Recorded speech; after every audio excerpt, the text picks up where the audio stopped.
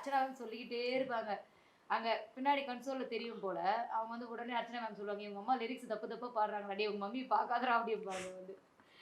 செ செமையா ஃபன் பண்ணுவாங்க. அதே மாரி யாராவது செலிபிரிட்டீஸ் வர்றப்பலாம் சொல்லுவாங்க, "இந்த புள்ள பாடலன்னு சொல்லி ஒரு 1 வருஷம் சாப்பாடே போடல சார் அந்த புள்ளைக்கு" அப்படின்னு தேவா சார் கிட்ட. அந்த கன்டென்ட் வச்சு காமெடி பண்ணிக்கிட்டே இருப்பாங்க. ஜாலியா இருக்கும். சிரிக்க வச்சுக்கிட்டே இருப்பாங்க அர்ச்சனா மேம். சரி அந்த கண்டென்ட்டோட உண்மை என்னன்னு சொல்லுங்க. எங்கேயாவது சொல்லுங்க. என்ன நடந்துச்சு உண்மையா? அது உண்மைன்னு என்னன்னா, என்ன சொல்றது? அவன் மெகா ஆடிஷன் போயிட்டு நைட்டு ஷூட் முடியவே லேட் ஆயிடுச்சு. சீசன் 3 அப்ப. ஆமா சீசன் 3 அப்ப. முடிச்சுட்டு வீட்டுக்கு வந்தோம். வீட்டுக்கு வந்தப்ப என்னாச்சுன்னா, வரவே லேட் ஆயிடுச்சு. நைட்டே சாப்பிடல. மனசு வருத்தத்துல யாருமே சாப்பிடல. அப்படியே தூங்கிட்டோம். எல்லாம் நல்லா 12:00 வரையும் அவங்க அப்பா ஆஃபீஸ் போயிட்டாரு. நான் இவன் எல்லாம் தூங்கிட்டோம். அப்போ பெரிய பையன் என் கூட இல்ல. ஹாஸ்டல்ல தான் இருந்தான். அதனால தூங்கியாச்சு. 12:00 போல எந்திரிச்சு அப்படியே உட்காந்து நான் பொறுமையா சமைச்சு சாப்பிட்டு இவன் கூட பேசல.